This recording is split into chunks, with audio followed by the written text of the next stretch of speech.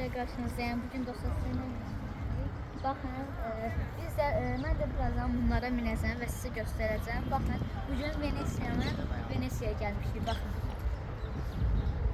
Mart ayıdır.